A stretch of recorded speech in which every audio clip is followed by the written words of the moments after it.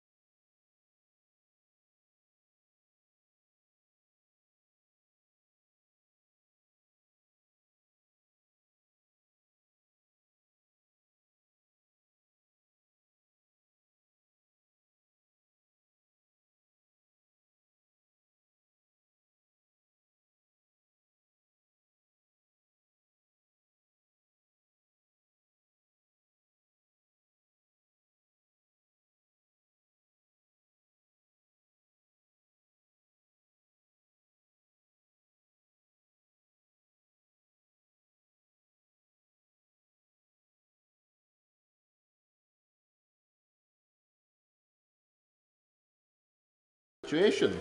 If the UK Government won't provide the vital increase to devolved budgets, will the Minister explore devolving similar tax-varying powers to Wales, as in Scotland, to help the Welsh Government mitigate the Tory mismanagement from this place? Hear, hear. Mr. Speaker, I'm not quite sure I follow what the honourable gentleman is saying, because of course the Welsh Government do actually have tax-varying powers. It's just that they've chosen not to use them because the Welsh Government recognise that tax has already increased about as far as it's sensible to increase taxes, which means that all of us have to deal with the constraints that have come about as a result of the very difficult economic situation we face due to COVID and then the impact of a land war in the Ukraine. Jonathan Gillis. Thank you, Mr. Speaker. Inflation, of course, causes pressure, but it is also true that Wales gets £1.20 per head for public services for every £1 in England. Yet the Welsh Labour-run government spends less than this on their public services. So does my right honourable friend agree with me that ruinous Welsh Labour government should stop wasting the money on things like the Senedd expansion and instead spend money where it's needed, tackling the backlogs in hospitals and stopping the decline of education in Wales? Mr. Speaker, I agree absolutely with my honourable friend. He's absolutely right about that. There is money being wasted in the Senedd on, for example, up to £100 million, increasing the number of Senedd members at a time of economic difficulty. And I hope that the honourable members who are chuntering on the other side of the House are listening carefully to what my honourable friend has had to say. Chris Stevens. Thank you, Mr. Speaker. With permission, Mr. Speaker, I'll answer questions 2, 6 and 13 together. I understand that people across the UK are worried about the cost of living, which is why we have taken decisive action to support households and businesses across the UK whilst remaining fiscally responsible. And this support includes a £26 billion package for the next financial year, which will be targeted at protecting the most vulnerable. Thank you, Mr. Speaker. Almost half of UK-wide adults say the cost of living crisis is harming their mental health, and this rises to 61% of Welsh adults. Devolved initiatives such as the Fuel Support Scheme in Wales help, but inflation and UK Government cuts put such schemes in jeopardy. So how does the Minister justify his Government's repeated refusal to support devolved governments to tackle the crisis his party has created? Mr. Speaker, I first of all would fully acknowledge there is a cost of living crisis at the moment, and it's come about because the UK Government have rightly had to spend hundreds of millions of pounds dealing with the COVID pandemic, and then we have seen inflation increasing through the roof as a result of a land war in the Ukraine. So I recognise that there is a cost of living crisis that is being faced by countries across the whole of the Western world at the moment. The UK Government has certainly not cut funding. We've increased funding for the devolved administrations. We've increased money for the National Health Service, and it's a shame that in Wales that funding is not being fully passed on to the National Health Service, and frankly the Welsh Labour Government, in terms of the NHS, are getting more money and delivering at a lower service. Warren. Thank you, Mr. Speaker. My constituent Sarah and her children could not celebrate Christmas this year. They were crippled by fear of bailiffs and being made homeless in -2-degree weather outside. The toll this has taken on her mental health is unimaginable. And she said to me, "My children and I will just break." A YouGov poll out this week showed that this Tory-made cost of living crisis has impacted hugely on people's mental health in Wales, significantly more than elsewhere. 13 years of Tory government has crippled this country. Cardiff Council is already 23 million worse off. Is the Welsh Secretary going to push my constituents to breaking point? Mr. Speaker, there's a cost of living crisis that's going on all over the world at the moment. This government has acknowledged that and faced up to it, and that is why we have prioritised help for the least well off. That is why this government have made sure that the minimum wage has risen in line with inflation, that pensions have risen in line with inflation, that benefits have risen in line with inflation. Those people on benefits will receive a £900 payment, pensioners getting a £300 payment, households with disability getting a £150 payment. At all times through these crises, which have not been caused by this UK government, we have targeted our help at the most vulnerable in society. Mr. Speaker, the government has announced that support for homes and businesses connected to the mains gas grid will be extended for another year. But it seems the single round of alternative funding announced for off-grid homes will be expected to last the full 18 months. Notwithstanding the fact that the first payment to off-grid homes is still to be made, will the Secretary of State push colleagues in Bays and the Treasury to bring about a second round of the alternative funding to provide support for off-grid premises ahead of next winter? Well, Mr. Speaker, the honourable gentleman is of course correct to say that the UK government have recognised that those who are off-grid are facing an increase in costs. It hasn't been as sharp as those who are on-grid, and I think that the figures reflect that. But I note the honourable gentleman's comments about the fact that the full details of that payment haven't yet been made fully clear, and I'm sure my colleagues in Bays will have noted his question and will be coming forward shortly with more information about that payment. Shadow Secretary of State Joe Stevens. Thank you, Mr. Speaker. This month has seen dreadful news for steel businesses and steel workers in Wales. As an energy-intensive industry, their operating costs during the cost of living crisis have rocketed. 13 years of Conservative governments have seen decline, offshored jobs and damaged communities. Steel is integral to a modern economy, and Labour will put Welsh and UK steel at the heart of our wider industrial policy, building wind turbines, railways and investing in carbon capture storage and hydrogen infrastructure. Other than creating a cost of living crisis, what's his government's plan for our steel industry and steel workers' jobs? Well, Mr. Speaker, first of all, the news from Liberty in Newport was very disappointing and is very concerning for many people, and that has not come about as a result of actions by the UK government. So I think the honourable lady will recognise there are other issues that are pertaining there. But the UK government is completely committed to the steel industry. We demonstrated that with a £30 million loan to CELSA during the COVID crisis. We've demonstrated it with the various schemes that have been brought forward to support high energy using industries. We are developing a scheme which will enable industries such as Tata to decarbonise, and we are also in discussion with Tata about how we can support them further over the coming years. Stevens. Mr. Speaker, steelworkers need a government on their side, and the industry needs a partner that can provide stability and not sticking plasters. Floating offshore wind in the Celtic Sea is a real opportunity for our steel industry and the wider supply chain in Wales, and it would also help mitigate the impact of the cost of living crisis for many Welsh businesses in that supply chain. If the government doesn't provide the necessary stability, we're going to see those platforms built in France and Spain and floated over to the Welsh coast, which would be absolutely unconscionable. So what is he doing to ensure that the Crown Estate leases will use local supply chains in Wales? Mr. Speaker, I met with Crown Estates on a number of occasions to discuss the next bidding round for the sites which are out there in the Celtic Sea. Obviously, we hope to develop that industry. I actually agree with the brunt of the question, which is about the importance of developing a floating offshore wind industry off the coast of Wales. I've been trying to ensure that the supply chain is as local as possible, and that's why we've supported the conversations between developers and Crown Estates, and also why I personally have visited the Pembrokeshire to ensure that the growth deal there supports the new infrastructure, the dock, which can allow those projects to be floated out to sea. So we're actually doing a great deal to support the floating offshore wind industry in Wales. Lady Savile Roberts. For Harlech Food Service, a key business in my constituency, the news last week that the UK government are slashing their energy support for businesses was devastating. They're already struggling under soaring energy bills and interest rate hikes in coronavirus business interruption loan scheme repayments. Can he clarify, will any support be forthcoming on CBILS repayments? And will any savings the Treasury make due to falling wholesale gas prices be ring-fenced for targeted support for SMEs and vulnerable households?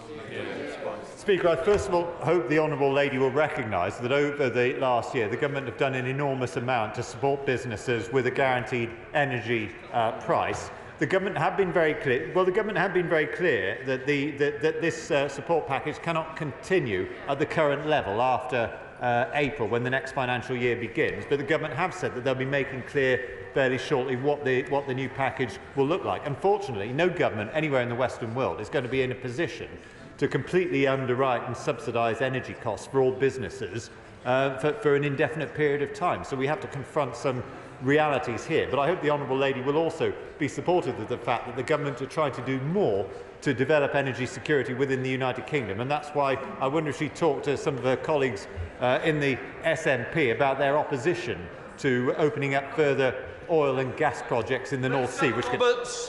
I would have appreciated an answer on CBILS as well, but we all know that extortionate energy costs are part of this Tory winter of discontent, bookending 13 years of deliberate austerity. Key workers are striking and real incomes are in free fall. Following the last budget, funding for Welsh public services will be worth £3 billion less over the next 3 years. Enough is enough, and cutting key workers' salaries is not the right answer. Will he urge the Treasury to reverse this decline by establishing a truly fair funding system for Wales, which recognises our nation's needs, taking into account age, disability and poverty levels? Mr. Speaker, the honourable lady will surely be aware that the Welsh Government is receiving £1.20 for public services per head for every pound that is spent in England. And that's why it is so difficult to understand why not only are there waiting lists longer in Wales, but the educational outcomes are lower in Wales. And that's after more than 20 years of a Labour government. And I would say to the honourable lady in Plaid Cymru, perhaps it's time that Plaid Cymru started standing up for the people of Wales and holding the Welsh Labour government to account instead of propping them up in the Senedd. Williams. Yes, sir. Mr.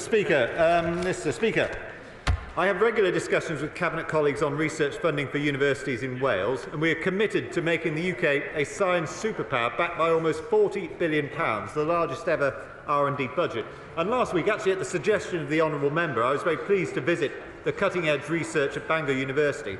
I remain committed to Welsh universities capitalising on the funding opportunities available. Thanks to the Secretary of State for that answer, and he has seen for himself that Welsh universities can and do deliver world-class research, but I think he would accept that the research funding that they actually get is less perhaps than one would expect, and accept that this is not a simple matter. It's not a matter of counting heads. But what practical help can he give to increase research support in Wales, particularly for new and innovative projects such as the ones that he saw in Bangor? Well, Mr. Speaker, in terms of practical support, what I want to do is to visit every single university in Wales over the next few months. I've already met with the UKRI to make clear my concern at the relatively low percentage of grant funding that is going into Welsh universities for research projects. I want to bring UKRI and those Welsh universities together at an event to Tŷ later on in this year. And given the honourable gentleman's own commitment to this particular issue, I would like to try and ensure that he is invited to that event as well and is able to attend. Sir Vale. Well, my right honourable friend agree with me that international collaboration is something in which Britain and indeed Wales has a proud history, and that will he continue to keep the pressure up on the European Commission to allow us to associate with the Horizon programme, which would make such a difference for the future of British science? Mr. Speaker, I agree absolutely with what the honourable gentleman is saying. I would support the Horizon programme, but if for any reason, because of intransigence in the European Union, it's not possible to do that, I will be making the case to UKRI that Welsh universities can produce some of the best research in this country and should be receiving a higher percentage of the money that is currently available than they're getting at the moment. Sir Christopher Black. Number 4, Mr. Speaker. Thank you, Mr. Speaker. First of all, I would congratulate the honourable gentleman on his knighthood in the New Year's honours list. Mr. Speaker, we remain committed to working with the Welsh Government on the delivery of investment zones for Wales. This is alongside the freeports programme, which will facilitate growth and innovation through benefits like tax reliefs for businesses. Well, that's all very well, but the government has basically completely binned its investment zone policy. I've had a letter from a government minister saying it's all being refocused. It's not about housing and planning anymore. It's about productivity, improving growth and job creation, but there are no details available. All the bids have been binned.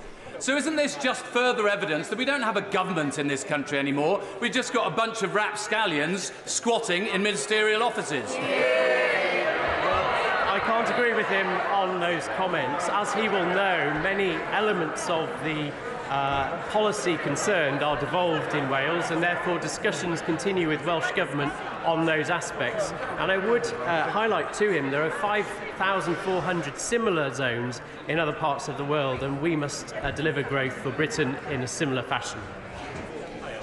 Chair of the committee, Stephen Clark. Thank you, Mr. Speaker. I echo Minister's congratulations to the member for Rhondda on his knighthood. One of the lessons of industrial policy over the last 30 years in Wales, certainly when you look at the number of failed food parks, science parks, technology parks, is that using taxpayers' money on its own does not create economic activity out of thin air. So does the Minister agree with me that whatever interventions we make or Welsh Government make has to work with the grain of the private sector? And to that end, does he recognise that the overriding strength of the Celtic Freeport bid is that it does work with real projects, real industry to deliver floating offshore wind in the Celtic Sea? Well, Mr. Speaker, my right honourable friend is a strong campaigner for the offshore wind possibilities in South West Wales. He will know that there are decisions ongoing in terms of freeports awarding, with at least one due in Wales, and an announcement to be made shortly. Number 5, Mr. Speaker. Thank you, Mr. Speaker. Over the spending review period, the UK Government is providing the Welsh Government with 20% more funding per person than equivalent UK Government spending in other parts of the UK. And as a result of the autumn statement, Welsh Government funding is increasing by around £1.2 billion over the next 2 years. This is on top of the additional £2.5 billion a year average over the 3-year spending review. Thank you very much, Mr. Speaker. Well, the UK Government Shared Prosperity Fund shortchanges Wales by £1 billion over 3 years, even though the Secretary of State and his predecessors repeatedly promised that Wales would receive not a penny less to replace EU funds. Those funds were used by Welsh Government to deliver 5,000 apprenticeships a year. So why is the Minister now letting down young people in Wales like this? Well, the Honourable Lady, in fact, will know that the Shared Prosperity Fund is extremely generous to Wales and does replace all of that money that was coming from the European Union. There have been some fantastic announcements in recent weeks as to how the fund will progress. She will also know an array of other funding schemes through UK Government, including the Growth Deal, and I do hope to be in her constituency in early February for the groundbreaking milestone event for Pentre Awel, and I hope she may be able to join me at that. Thank you, Mr. Speaker. Despite the Welsh Government receiving the largest devolution funding settlement, it has the worst performing Labour-run NHS. Instead of spending on what matters, it plans to spend £32 million on a 20-mile-an-hour blanket speed policy. Such a policy will also cost the economy £4.5 billion. So would my honourable friend agree with me and 94% of my survey constituents to say this is yet another example of a Labour waste of money? Thank you, Mr. Speaker. I think my honourable friend is quite right. This policy is not a good way to spend money, and it's in fact not deliverable either. And in terms of the NHS, as an NHS GP working in North East Wales, I can tell her that the delivery of NHS services is shocking in many senses, and we need Welsh Government to improve their performance drastically. Shadow Minister Gerald Jones. Thank you very much, Mr. Speaker. As my honourable friend Fotlan has just reminded the House, the Secretary of State, Minister and his predecessors repeatedly promised that Wales would receive not a penny less to replace EU structural funds to Wales. Not only has he failed to deliver that promise, record inflation his government is presiding over has resulted in a double whammy on the Welsh Government budget. Is the Minister aware that higher education has been shut out of his government's flagship levelling up process and hundreds of jobs are now at risk, possibly as many as 600? So why is his government continually letting down people, including young people, across Wales? Well, Mr. Speaker, I joined the Secretary of State on a visit to Bangor University last week, and it is absolutely important that we ensure that there are funding mechanisms going forward for higher education. There's an array of schemes through BEIS, and it's important that he and the government work on ensuring that the university sector is supported in Wales. And the Chamberlain. 7, Mr. Speaker. Mr. Speaker, I have regular discussions with Cabinet members on a range of transport measures. Over £340 million has been provided for rail enhancements in Wales, including at Cardiff Central Station and for the electrification of the Severn Tunnel. Wendy Chamberlain. Thank you, Mr. Speaker. The government's failure to end rail strikes impacts all of us across the UK. Like Scotland, transport is devolved in Wales, but we need people coming from England into our countries to give much-needed revenue for tourism and hospitality. In Wales, a pay agreement has been reached, but their own railways can't function on strike days because of UK-managed maintenance responsibilities. So the Secretary of State outlined what he's doing to resolve these damaging strikes and get railways up and running again.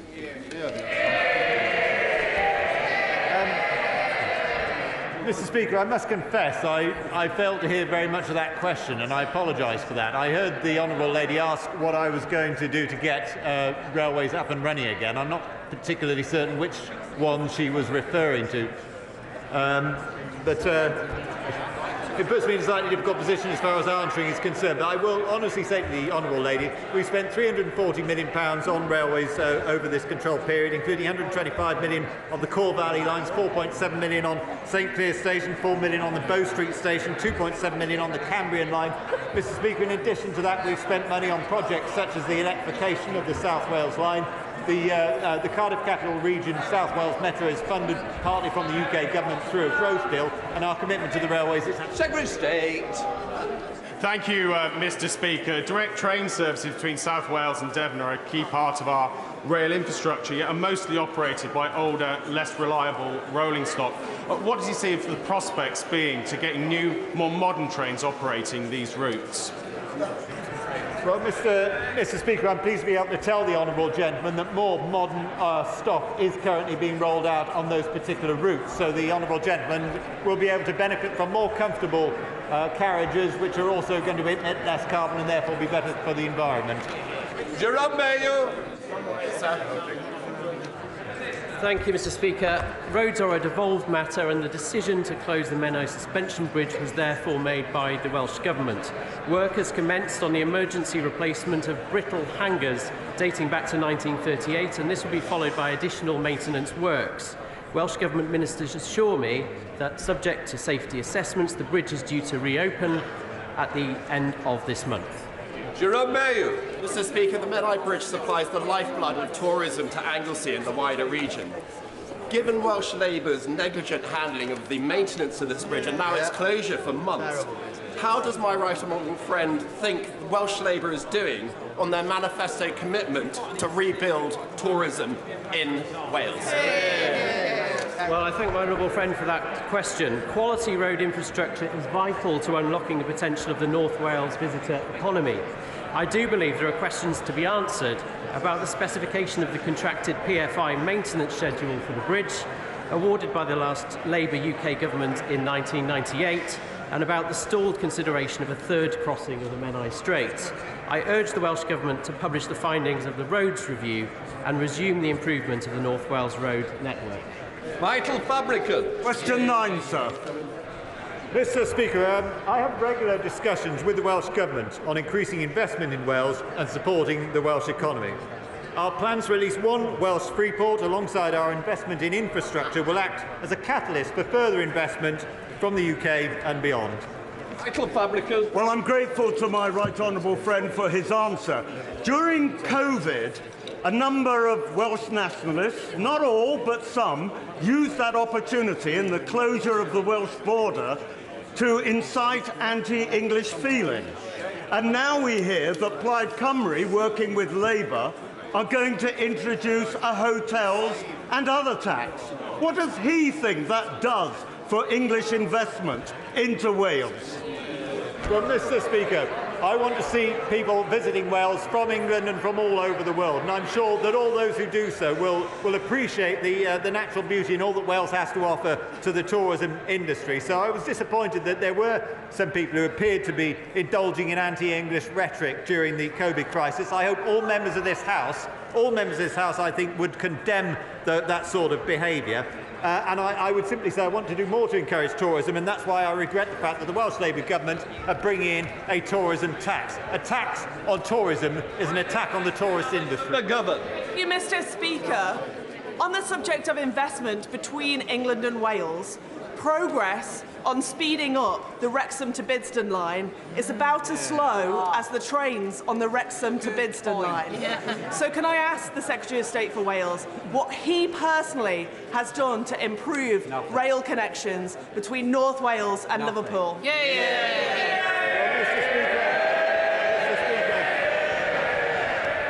Mr. Speaker, I'm sure I speak for the whole government in saying that we are completely committed to better rail connections across the United Kingdom. I'm well aware of the line between Wrexham and Bidston. I'm also aware that that went through a business case procedure, which was not completely positive about it.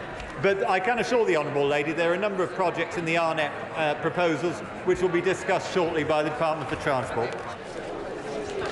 That completes Welsh questions. Before we come to the Prime Minister's questions, I would like to point out that the British Sign Language interpretation of proceedings is available to watch on Parliament Live TV.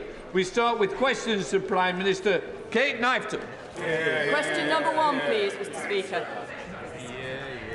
Mr. Speaker, I know members from across the House will be as shocked and appalled as I am about the case of David Carrick. The abuse of power is truly sickening, and our thoughts are with his victims. The police must address the failings in this case, restore public confidence, and ensure the safety of women and girls. There will be no place to hide for those who use their position to intimidate those women and girls, or those who have failed to act to reprimand and remove those people unfit from office. Mr. Speaker, this morning I had meetings with ministerial colleagues and others. In addition to my duties in this House, I shall have further such meetings later today. Kate Knifton. Thank you, Mr. Speaker. As the project champion for the North Midlands Manufacturing Corridor, next week I'm bringing together businesses, leaders and local councillors from across the region in Parliament to set out to Department for Transport officials the importance of the A50-A500 corridor. The Prime Minister understands the importance of investing in our infrastructure and unlocking the potential of our towns and cities. So will he urge government colleagues from Bays and DLUC to attend the meeting and to hear more about the benefits this investment would bring to our region? Mr. Speaker, the government recognises the strategic importance of the A50-A500 corridor to the Midlands. I know final decisions on this scheme will be made in the third road investment strategy, which is fully published next year, but I know my honourable friend will be contacting ministers in the relevant departments to invite them to hear her case. We now come to the Leader of the Opposition, Keir Starmer. Thank you, Mr. Speaker. Can I join with the Prime Minister in his comments about the dreadful case of Carrick? Mr. Speaker, it's 3 minutes past 12. If somebody phones 999 now because they have chest pains and fear it might be a heart attack, when would the Prime Minister expect an ambulance to arrive? Mr. Speaker, it's absolutely right that people can rely on the emergency services when they need them, and that's why we're rapidly implementing measures to improve the delivery of ambulance times and indeed urgent and emergency care. But I'd say to the honourable gentleman, if he cares about ensuring that patients get access to life-saving emergency care when they need it, why won't he support our minimum safety legislation? Mr. Speaker, the Prime Minister can deflect all he likes, but for the person suffering from chest pains, the clock started ticking straight away. Every minute counts. That's why the government says an ambulance should be there in 18 minutes. In that case, it would mean just about 12:20. Now, I know he doesn't want to answer the question I asked him, so I'm going to ask him again. When will that ambulance arrive? Mr. Speaker, because of the extra funding we're putting in to relieve pressure in urgent and emergency care departments, because of the investment we're putting in ambulance call handling, we will improve ambulance times as we are recovering from the pandemic and indeed the pressures of this winter. But I say to the honourable gentleman again, because he makes my case for me, he describes the life-saving care that people desperately need. So why, when in other countries like France, Spain, Italy and others, why is he depriving people here that care? Mr. Speaker, he obviously doesn't know or doesn't care. I'll tell him. If our heart attack victim had called for an ambulance in Peterborough at 12:03, it wouldn't arrive until 2:10.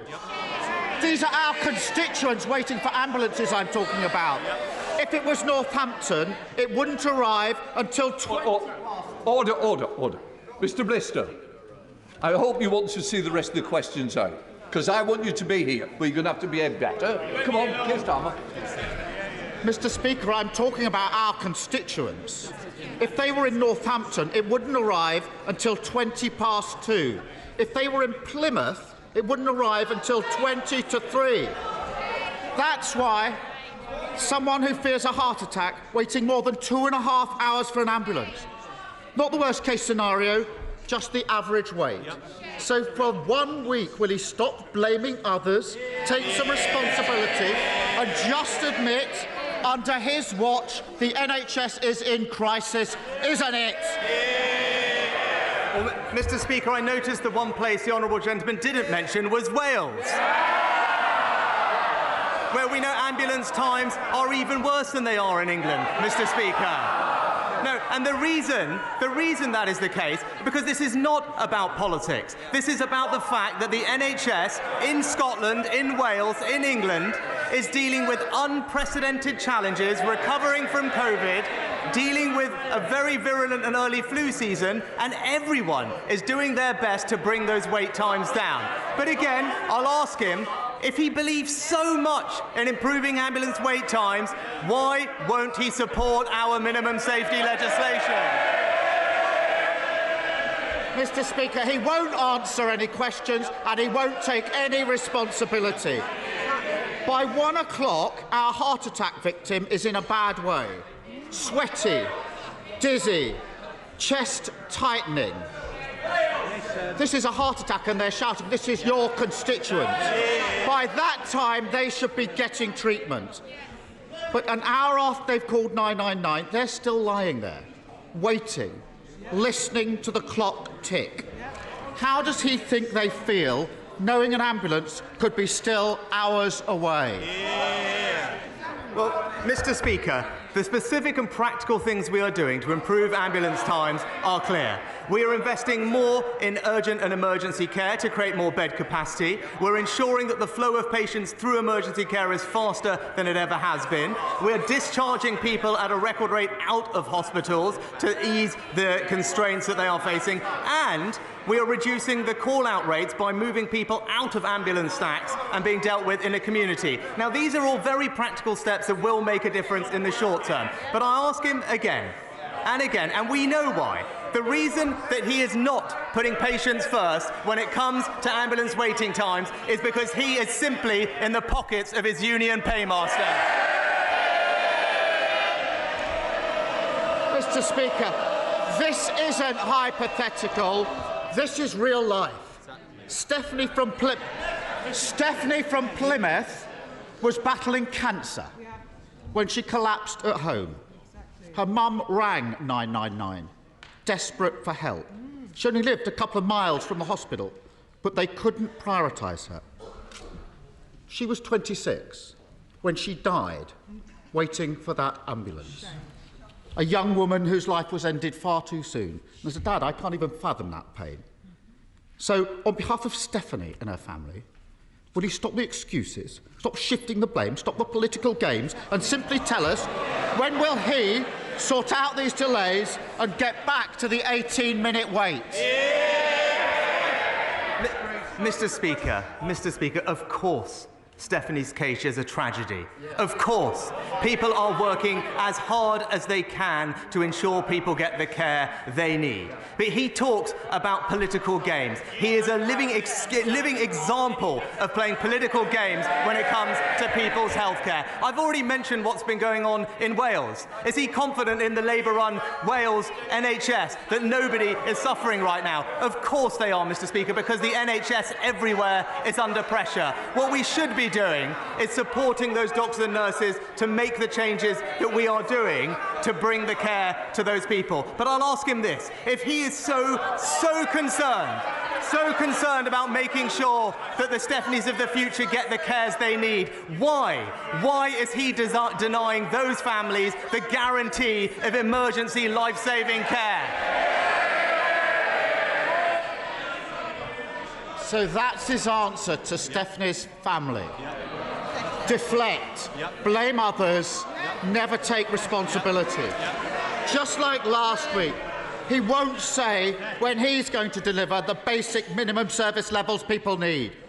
Mr. Speaker, over the 40 minutes or so that these sessions tend to last, 700 people will call an ambulance. 2 will be reporting a heart attack. 4 will be reporting a stroke. But instead of the rapid help they need, many will wait and wait and wait. So if he won't answer any questions, will he at least apologise for the lethal chaos under his watch? Mr. Speaker, he asks about the minimum safety levels. We will deliver them as soon as we can pass them. Why won't he vote for them, first of all? But, Mr. Speaker, we are delivering on the people's priorities. As we've seen this week, the honourable gentleman will just say anything if the politics suits him. It's as simple as that. He will break promises left, right and centre. He promised to nationalise public services. He promised to have a second referendum. He promised to defend the mass migration of the EU. And now we're apparently led to believe that he... I expect the front bench just to keep a little quiet, because if they don't, there's somewhere else for them to shout their noise. Mr. Speaker, if we are going to deliver for the British people, people need to have strong convictions. But when it comes to the honourable gentleman, he isn't just for the free movement of people, he's also got the free movement of principles.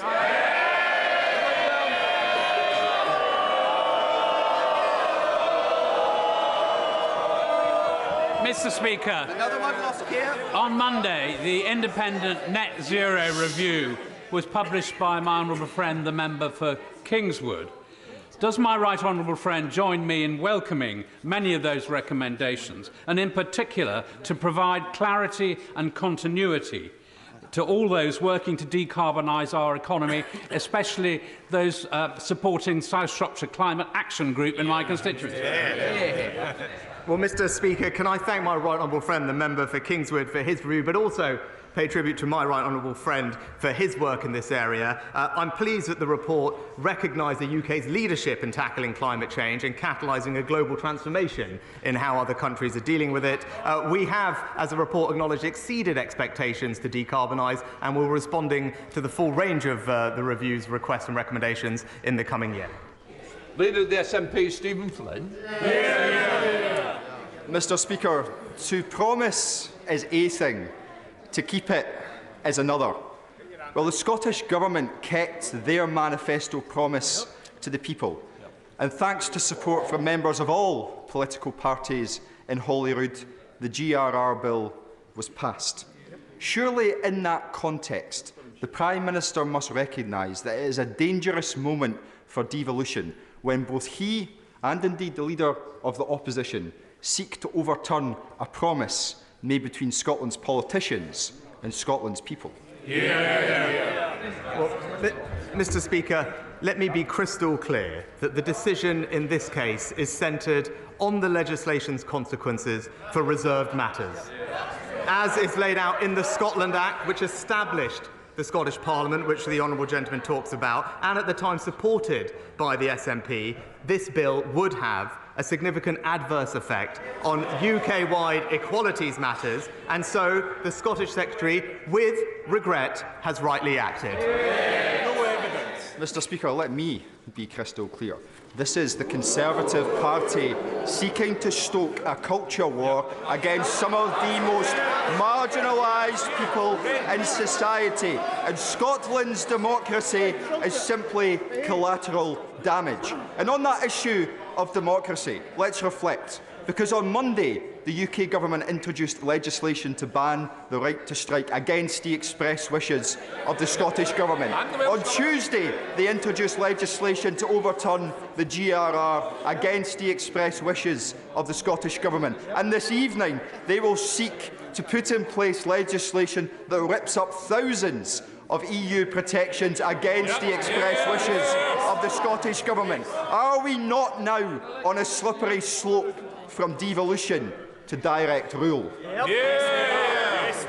No, Mr. Speaker, of course we're not. This is simply about protecting UK-wide legislation, about ensuring the safety of women and children. This is not about the devolution settlement. I would urge the honourable gentleman and his party to consider engaging with the UK Government on this bill, as we did before the legislation passed, so that we can find a constructive way forward in the interest of the people of Scotland and the United Kingdom. Edward Timpson.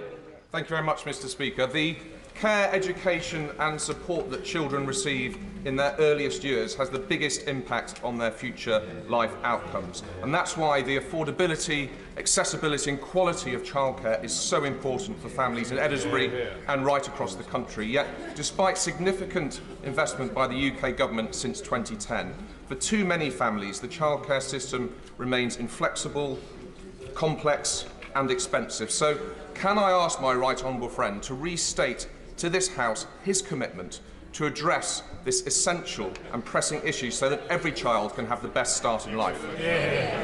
Well, I know this is a topic my honourable friend knows very well from his own background, and he's right that it is essential to access quality childcare, which is why we provide every 3- and 4-year-old eligible with at least 15 hours a week of free childcare, and we are considering new plans to improve the cost, choice and affordability of childcare, whether consulting on ratios or indeed supporting more people to become childminders. A Transport Secretary implying NHS workers are deliberately putting people in danger. A Health Secretary pitting dedicated nurses against vulnerable patients. Does the Prime Minister really expect the public to believe that the very people who have dedicated their lives to saving life and limb are so reckless? Or is it not the case that this government have pushed them to their absolute limit and they have no other option but to strike? Mr. Speaker, we have enormous respect and gratitude for all our public sector workers, especially those in the NHS, which is why we have backed them with not just record funding, but also record investment in more doctors and nurses, 15,000 more doctors, 30,000 more nurses, and more life-saving equipment, which will help them do their jobs, and we continue to want to engage constructively in dialogue with them. David Simmons. Well, thank you, Mr. Speaker. Ruislip, Northern and Pinner has a great many car-dependent, older and disabled constituents, many of whom are horrified to read that the Mayor of London may have manipulated the outcome of his own consultation, in order to impose an unwanted £12.50 daily charge every time they go to a medical appointment or attend hospital. So, does my right honourable friend agree with me that any further rollout of the ULEZ should be paused until these matters have been fully investigated? Well, my honourable friend has rightly pointed out that transport in London is devolved to the Labour Mayor of London, and it is disappointing that the Mayor, backed by the Leader of the Opposition, is choosing not to listen to the public, expanding the zone against the overwhelming views of residents and businesses. I urge the Mayor to properly reconsider and respond to these serious concerns. Mr. Speaker, the Prime Minister showed his card this week by ramming through the sacking nurses bill. He has literally gone from clapping nurses to sacking them. His Transport Secretary has said that the bill is unworkable, and the Education Secretary has said that it is not needed. Why does he still want the bill? Mr. Speaker, it was the Labour Party that showed their cards this week when it came to backing working people. What I'd say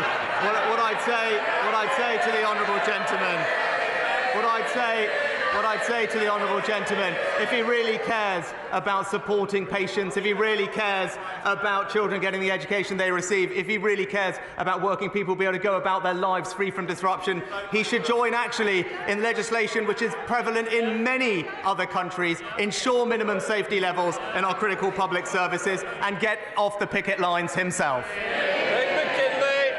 Thank you, Mr. Speaker. Continuing a theme, evidence is now very clear that the London Mayor's sham consultation has suppressed 5,000 negative responses from members and supporters of Fair Fuel UK, of which I am the APPG chairman. Now, what angers me is this is a tax against my residents in South Thanet. It's a tax against Kent residents. It's a tax against all of the home counties. This is true taxation without representation. And when my right honourable friend assure me he will do all that he can to stop this, because it is a tax that is a fill-up against a failed mayor's budget and a failed mayor. Well, my honourable friend makes an excellent and powerful point. The Labour Mayor is imposing this tax on a public which does not want it. He's right to highlight that. Expanding this zone is not something that communities want, and I look forward to working with him to urge the Mayor to properly consider and respond to all these views and stop this unfair tax. David. Mr. Speaker, during a period of 12 months, 2 of my Caerphilly constituents have lost their lives after being attacked by dangerous dogs. A 10-year-old boy and a senior citizen. Fatalities have also occurred in other parts of the country. It is clear that the Dangerous Dogs Act is woefully inadequate. The government has commissioned studies. It has debated the subject at length, but it has done nothing. My question is, when will the government take action on the issue of dangerous dogs?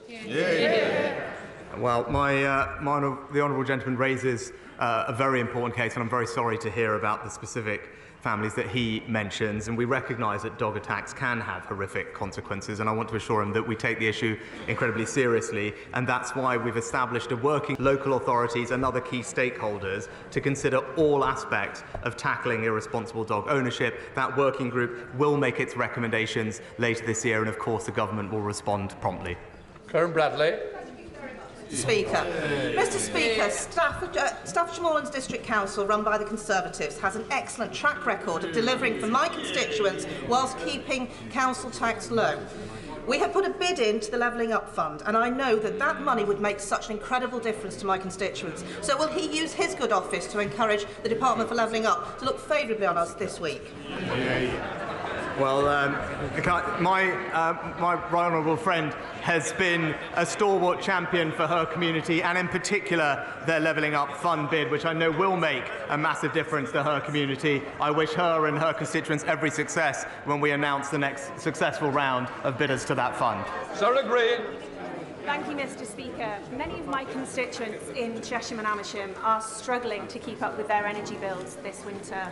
When they do fall behind, too often, families are punished by being switched over to prepayment meters, which are more expensive, which does nothing to help their financial situation. Will the Prime Minister back our call to ban energy companies from forcibly installing prepayment meters and stop energy companies from switching smart meters over to prepayment meters remotely? Well, Mr. Speaker, I want to assure the honourable lady that Ofgem actually has specific regulations in place regarding the use of prepayment meters and how energy companies should treat those that are struggling with their bills. But what I am pleased to say is that her constituents will receive around £900 at a minimum of support with their energy bills this winter as a result of the actions of this government. Jacques Leplesty. Will my right honourable friend join me in paying tribute and thanks to the several thousand people at MOD Defence Equipment and Support at Abbeywood in my constituency who work tirelessly to ensure that the military equipment and supplies that we have pledged to the people of Ukraine are dispatched quickly and efficiently? And does he agree with me that events in Ukraine are a reminder yet again of the need to invest more in our own sovereign defence manufacturing capability?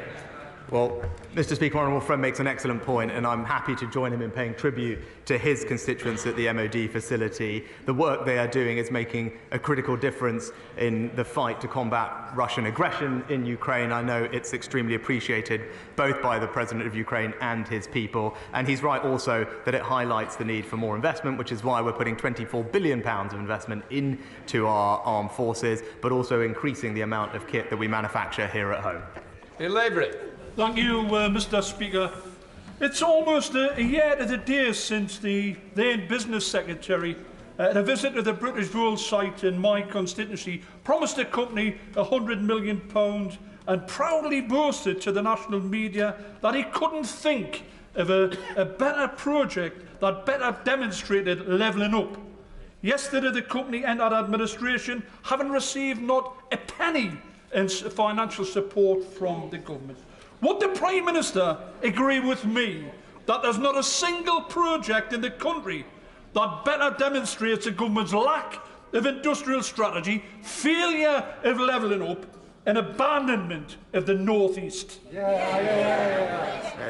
Mr. Speaker, first of all, let me say my thoughts are with the company's employees and families at the time, and we stand ready to support those impacted.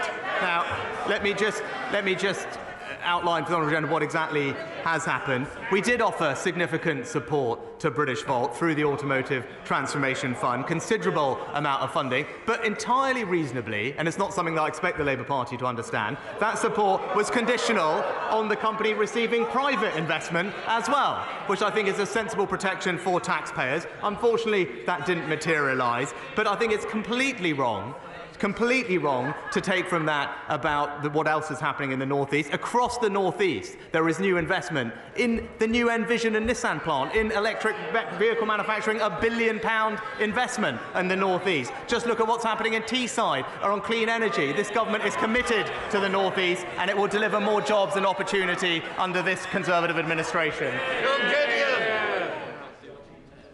Thank you, Mr. Speaker. Mr. Speaker, the Prime Minister has long been a friend to business. As Chancellor, he listened to businesses in Stoke-on-Trent Central about their issues. Stoke-on-Trent has a wide range of manufacturing, fabrication and engineering excellence. Does he agree with me that growing these activities is a vital strand of our levelling up ambitions? And may I invite him to revisit my constituency to meet with them? Why, my honourable friend is an excellent champion for her constituents, and particularly her advanced manufacturing businesses, which I've had the pleasure of visiting with her in the past. It's important that we support those businesses on energy prices, which we are doing through the announcement the Chancellor recently made, particularly with regard to generous support for energy-intensive industries. And indeed, they can also apply for up to £315 million of capital grant funding to help them make the transition to net zero. Butler. Thank you, Mr. Speaker. Mr. Speaker, when I had breast cancer, I had phenomenal nurses. When I had to be rushed to the A&E, the ambulance crew looked after me. Unison, GMB, they're on strike because no one's negotiating with them. Mr. Speaker, for the first time in the Royal College of Nursing history, they have balloted and they are on strike today. I've spoken to the General Secretary of the RCN. She's adamant she wants to end the disputes. She just needs a meeting with the Prime Minister. Will the Prime Minister show leadership and meet with the RCN? Just a simple yes or no. Mr. Speaker, at the turn of the year, the government wrote to all unions, including the RCN, to invite them for frank, open, honest, two-way dialogue with relevant Secretaries of State. I'm pleased that those meetings are happening in a range of sectors, and I hope that we can find a constructive way through this. Speaker, as we approach Holocaust Memorial Day, colleagues can sign the early day motion, they can sign the Book of Commitment, they can attend the various commemorative services. I have to report some very sad news to the House, that the well-known Holocaust survivor, Ziggy Schipper, died at the age of 93 in the early hours of this morning. He was a survivor of Auschwitz, Birkenau and Stutthof concentration camps. He spent his life in this country spreading his message of hope to young people. Will my honourable friend join with me in thanking Ziggy for his life, for his message, which is very vitally important as we sit here today. Do not hate. Well, Mr. Speaker, I'm very sorry to learn that Ziggy has passed away, and my thoughts are, of course, with his family. I know he was a man with wonderful, wonderful energy and humanity, and I pay tribute to him for his work, and indeed all Holocaust survivors who have so bravely shared their testimonies. We must never forget the Holocaust, and as my honourable friend rightly said, I know the whole House will join me and him in echoing Ziggy's message, which is poignant and accurate. Do not hate. Graham Stringer. Will the Prime Minister join his Conservative predecessors in guaranteeing that the HS2 project reaches Manchester, or does he still believe that investment should be taken for poorer areas in the north and given to the more affluent parts of Kent? Mr. Speaker, this government is investing record sums in transport infrastructure across the country, but especially in the North and Midlands, with a £96 billion integrated rail plan, which will improve journey times east-west across the north and connectivity across the East Midlands. It's a record we're proud of, and now we'll get on with delivering it. Richard Fuller. Speaker, there's been a 40% increase in patients on roll with GPs in Biggleswade in the last 15 years, but last week proposals for a Biggleswade Health Hub were not progressed, despite support, financial support from Conservative-controlled Central Bedfordshire Council. So can my right honourable friend advise me what is the status of our manifesto commitment to infrastructure first, and will he and his ministers work with me to bring together the various parts of the NHS to bring the Biggleswade Health Hub back on track? Well, I'd be very happy to organise a meeting for the honourable gentleman to discuss how to progress his project. He's right about the importance of primary care. There is more investment going in, but we want to make sure it works for his constituency, and I look forward to arranging a meeting with him with the relevant minister. Thank you, Mr. Speaker. The Prime Minister is well aware of the injustice of prepayment meters, not recently because he commented on it earlier in a question, because it's long-standing. Higher tariffs and higher social charges. Why then has he allowed a situation where hundreds of thousands have been forced into that penury at a time when winter is upon us and prices are rocketing, and where we face a situation of 8.4 million people facing fuel poverty in April? All he requires to do is to instruct, through himself or through a minister, Ofgem to ensure that there's an equalisation of tariffs between debit and credit, and also that his government takes steps to provide a fund for those who have seen debt arise because of his government's failures. Will he end that manifest injustice of the poor paying most? Well, Mr. Speaker, I think the honourable gentleman's proposal would also increase bills for many millions of families, so I'm not sure it is the right approach. But what we are doing is providing around £900 of specific support with all families' energy bills this winter. There's further targeted support for those who are most vulnerable, which is absolutely the right thing to do. And, as the Chancellor has already announced, we're consulting on what the best thing to do going forward, including options, as he mentioned, such as a social tariff, as part of our wider reforms to the retail energy market. Laura Farris. Thank you, Mr. Speaker. Every single country in the G7 requires some level of minimum service to be provided when strikes take place in essential public services, often with laws that actually go much further than that. Does my right honourable friend agree that the British people should be entitled to the same basic level of protection when strikes take place in these services? And does he think the former Labour Prime Minister Tony Blair had a point when he said last year the big defect at the birth of the Labour Party was its tie to organised labour? Well, Mr. Speaker, my honourable friend put it very well, but she's right to make the point that what we're proposing is in line with the vast majority of other countries around the world. Indeed, many countries ban strikes in blue light services altogether. We are not doing that. We are joining countries across continental Europe and having minimum safety laws, which I think reasonably the public would expect to have a level of emergency life-saving care in the event of strikes. I think that's a common sense, reasonable position to take, and we all know why the party opposite can't bring themselves to support it. Thank you, Mr. Speaker. This month, the Right Honourable Member for Stratford-upon-Avon was forced to pay millions to HMRC to settle a tax dispute.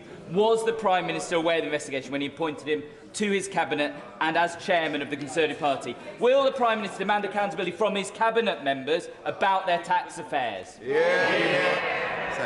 Well, Mr. Speaker, my honourable friend has already addressed this matter in full, and that's nothing more that I can add. Speaker, if I may, I would like to begin by putting on record this House's heartbreak at the tragic death this morning of our friend Dennis, the Minister of Interior Affairs in Ukraine, and his deputy, and all those who were killed in that tragic accident. I'm sure this House is united in our feeling on that. Turning to more local affairs, as many have pointed out, the government, I understand, is in the final furlongs of giving out its levelling up bids, and I must ask him to look kindly upon building the borough market of the Midlands and building a future Meditech hub in Rutland. So can he assure me that not just urban, but also rural areas will be levelled up? Well, Mr. Speaker, let me join with my honourable friend in paying tribute to the family of the Interior Minister in Ukraine. I know our thoughts will be with him at this difficult time. And also I can confirm to her that this government believes levelling up should apply equally everywhere across our United Kingdom. Urban and rural communities up and down the country will get the benefit of having the investment that they deserve, making sure that we can spread opportunity and ensure everyone has pride in the place that they call home. Mr. Speaker. David Cameron said the Scottish Parliament was one of the most powerful devolved parliaments in the world. Yet the Prime Minister continues to block the Scottish Parliament's clear mandate to allow Scots to choose their own future. And on Monday he sent his MPs through the lobbies to deny Scottish workers' right to strike despite overwhelming Scottish Parliament opposition. And on Tuesday he sent his Secretary of State for Scotland to block an act of the Scottish Parliament voted for by 70% of MSPs, including Tories. Does he still think that David Cameron's ridiculous assertion holds any water whatsoever? Well, Mr. Speaker, there have been 347 acts passed by the Scottish Parliament, which is undeniably one of the most powerful devolved legislatures anywhere in the world. In this exceptional case, it's clear that the Act does have adverse consequences for UK-wide equalities legislation. So in those very exceptional circumstances, the Scottish Secretary has regretfully taken the decision to block passage of the legislation. But as I said previously, we want to engage in a dialogue with the Scottish Government to ensure that we can find a constructive way through. The British people rightly expect us to be able to control our borders, so I was very pleased that the Prime Minister made one of his 5 priorities the need to stop the boats in the Channel. Can you reassure me and my constituents in Newcastle-under-Lyme that not only will we bolster the patrols on the French beaches, but we will make sure that people who do make that dangerous journey and arrive are removed? Well, Mr. Speaker, my honourable friend is right that this is a priority for all our constituents. He's right to highlight the new deal that we have with France, which increases funded patrols on French beaches by 40%. And as he said, we must go further to solve this problem once and for all. And that means introducing new legislation that makes it unequivocally clear that if you enter the UK illegally, you should not be able to stay here, but instead will be swiftly detained and removed. Imran Hussain, Mr. Speaker, last night the BBC revealed the Foreign Office knew the extent of Narendra Modi's involvement in the Gujarat massacre that paved the way for the persecution of Muslims and other minorities we see in India today, with senior diplomats reporting that the massacre could not have taken place without a climate of impunity created by Modi, and that he was, in the FCO's own words, directly responsible for this violence. Given that hundreds were brutally killed and that families across India and the world, including here in the UK, are still without justice, does the Prime Minister agree with his diplomats in the Foreign Office that Modi was directly responsible? And just what more does the Foreign Office know of his involvement in this grave act of ethnic cleansing? Well, Mr. Speaker, the UK government's position on this has been clear and long-standing and hasn't changed. Of course, we don't tolerate persecution where it appears anywhere, but I'm not sure I agree at all with the characterisation that the honourable gentleman has put forward. That completes Prime Minister's questions. I'll just let the chamber clear.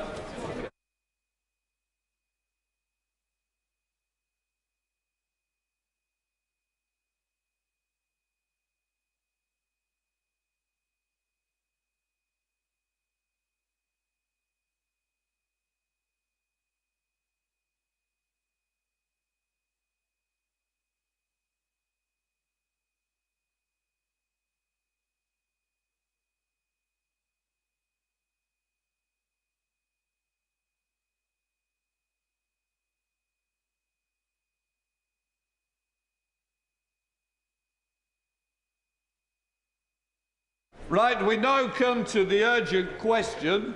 I call the Shadow Secretary of State, Jonathan Reynolds.